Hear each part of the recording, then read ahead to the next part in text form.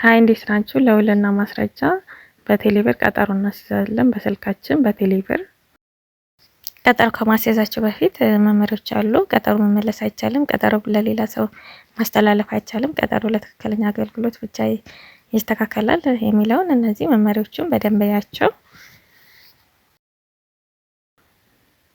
ነገ ምናምን የምትሄዱ ከሆነ በስልካችሁ ዛሬ ማስያዝ ትችላላችሁ። አፕ ውስጥ ከገባችሁ በኋላ ከስር ያለውን አፕ የሚለውን ትነካላችሁ። ከዛ ወደ ታች ወርዳችሁ ቀጠሮ የሚለውን ትከፍታላችሁ።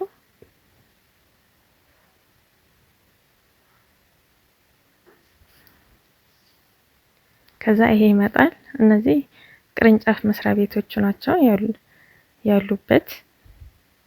እናንተ የሚስማማችሁ የሚቀርባችሁን አንዱን ትመርጣላችሁ። ከዛ ከመረጣችሁ በኋላ ስልክ ቁጥራችሁን ታስገባላችሁ።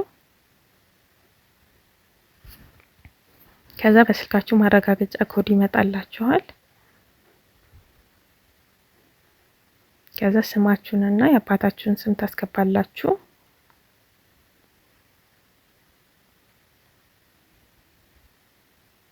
ለምሳሌ ላንቻ ላይ ቀጠሮ ላሲስ። ከዛ እነዚህ አገልግሎቶቹ ናቸው። ሽያጭ ከሆነ ስጦታ፣ ብድር፣ ውክልና፣ ሌላ ከሆነ ደግሞ ሌሎች የሚለውን ትነካላችሁ።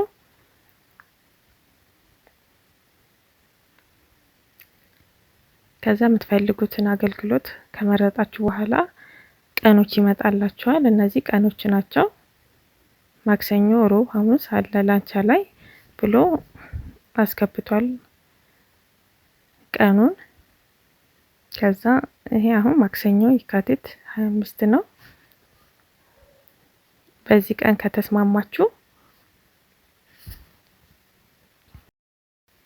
ቀን ከተስማማችሁ ቀጥል ካለም በኋላ ሰዓት ይመጣል። ጧትና ከሰዓት ነው።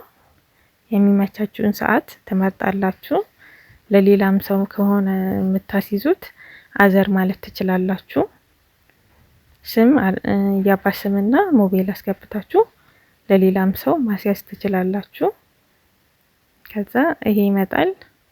ላንቻ ቅርንጫፍ ነው ያስያዝኩት። ውክልና አገልግሎት ማክሰኞ የካቲት እና እንደዚህ ያመጣልኛል። ከዛ በኋላ የአገልግሎት 50 ብር ከፍላለሁ እና ሰነድ የሚለውን አንድ ትላላችሁ።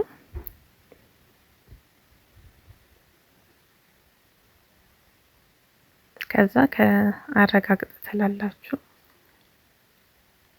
ከዛ ከጨረሰ በኋላ እንደዚህ አይነት ምልክት ያመጣል እንትናችሁን።